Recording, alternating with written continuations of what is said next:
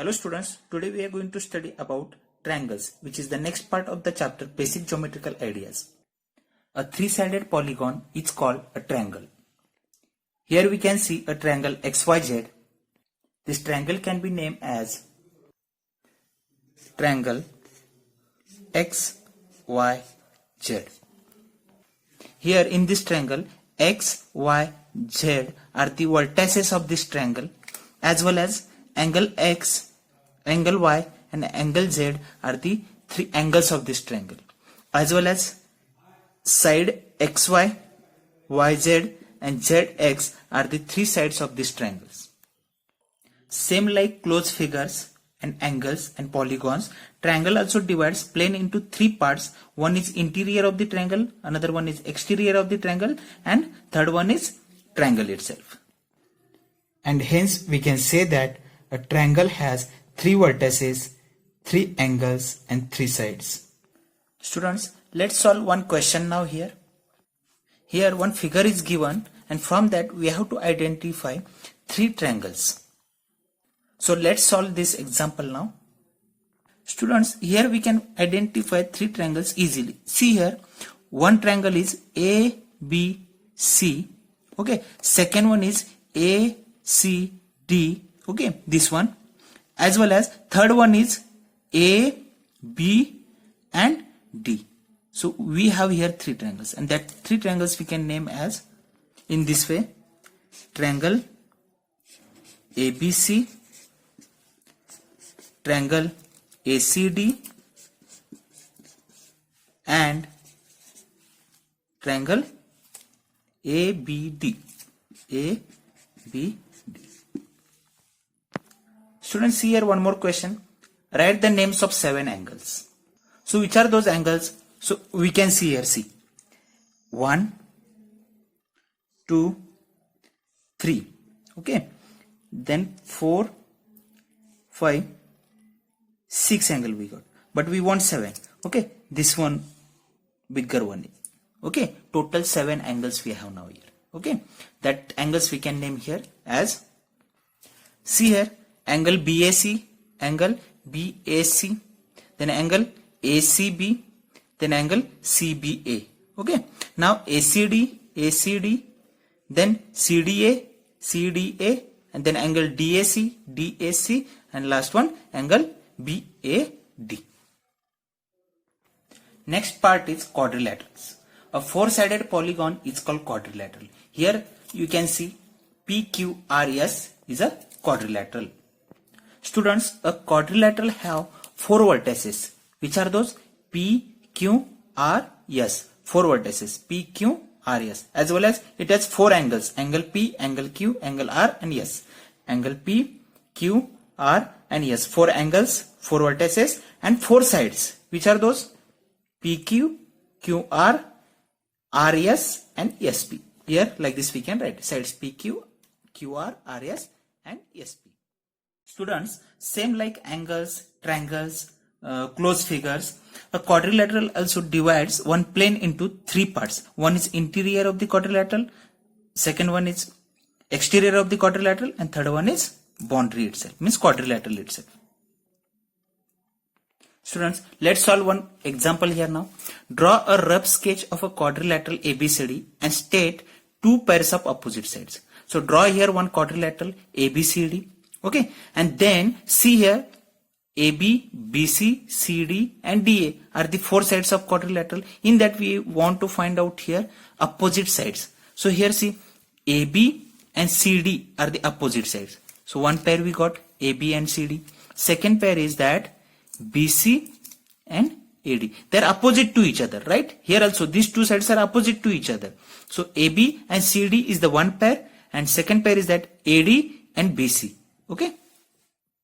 Now see next question. Draw a rough sketch of a quadrilateral ABCD and state 2 pairs of adjacent angles. Now we know that these are the 4 angles. Angle A, angle B, angle C and angle D. We want here 2 pairs of adjacent angles. So here angle B and angle A and angle B are the adjacent angles. Okay.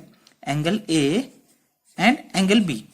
In the same way we can say angle C and angle D are also adjacent angles. Angle C and angle D also are adjacent angles. Okay, I hope you understood this. As well as angle B and angle C are also adjacent to each other. As well as angle B and angle D are also adjacent to each other. When we can say two angles are adjacent, if they have one common side. Okay, so these two angles have one common side. So that is why they are adjacent angles. In the same way, we can find out other pairs of adjacent angles. In the same way, like sides also, we can find out here opposite angles also. Angle B and angle D are opposite angles. Angle A and angle C are opposite angles. I hope you understood this part. Next part is circle. A set of points whose distance from a fixed point is constant. Now see here, this is a fixed point and this is the set of points whose distance from this fixed point is constant. Everywhere it is constant. This is also same. Here also it is same and here also it is same. Everywhere it is same. Means it is the path of a point around one fixed point whose distance means that distance of that path from this fixed point is constant. Students, remember, like other closed figures, circle also divides plane into three parts. One is interior of the circle, second one is exterior of the circle, and third one is circle itself. Now let's study about parts of a circle. In that, first we'll discuss about center. Center is the point from which this path is located at equidistant. This fixed point is called center of the circle. Next part is radius. A line segment joining center of the circle and any point on the circle is called radius. Here you can see that here one line segment is joining the center of the circle and any point on the circle, and this one is radius of the circle. It is the distance between the path of that point and center. Okay, so this OA is the radius of the circle. Now let's discuss about next part, that is chord. A line segment joining any 2 points on the circle is called chord. See here, this is a circle, this is the center point.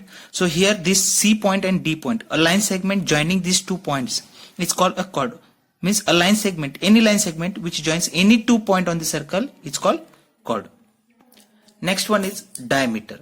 A line segment joining any 2 points on the circle and passing through the center is called a diameter.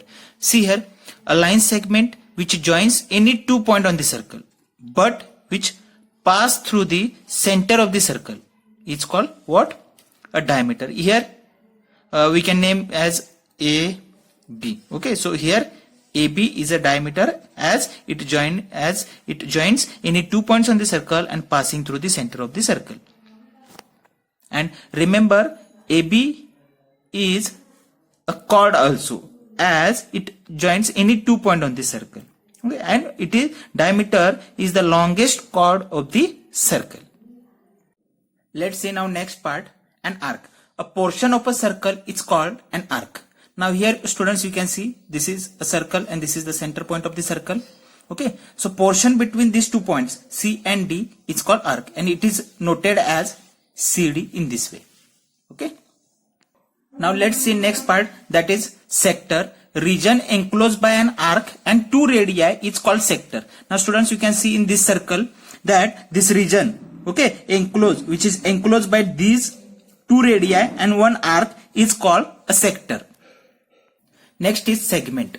A region enclosed by an arc and a chord is called segment. Now see here students, this region which is enclosed by this arc AB arc and by this chord AB chord is known as a segment. So this is a segment and this one is sector. Next one is semicircle. When we draw a diameter, then the diameter divides a circle into 2 equal halves. Okay, this is second one and this is first one. Okay, a diameter divides a circle into 2 equal halves, that each half is known as a semicircle. So therefore, half of the circle is what? Semicircle. Student, let's see one example here. Draw any circle and mark a center. So after drawing circle, here this O is the center, I mark here. Radius OA or OB or OE we can say. Diameter we can say here EB is the diameter. Then chord CD is the chord. Arc An arc is this CD, we can say as arc, DE or EA or AB or BC. These are the arcs. Sector, AOB is the sector. Then segment, this CD is the segment. See here, this one chord and which is enclosed by this arc and one chord is called, this is the segment. Okay, then sector which is enclosed by this an arc, one arc and two radii.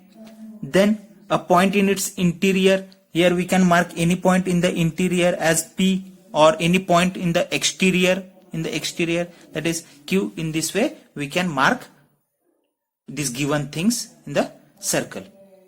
Students, I hope you understood everything whatever we studied now. Now here, this is the end of this chapter. Thank you. Bye. Take care. Have a nice day.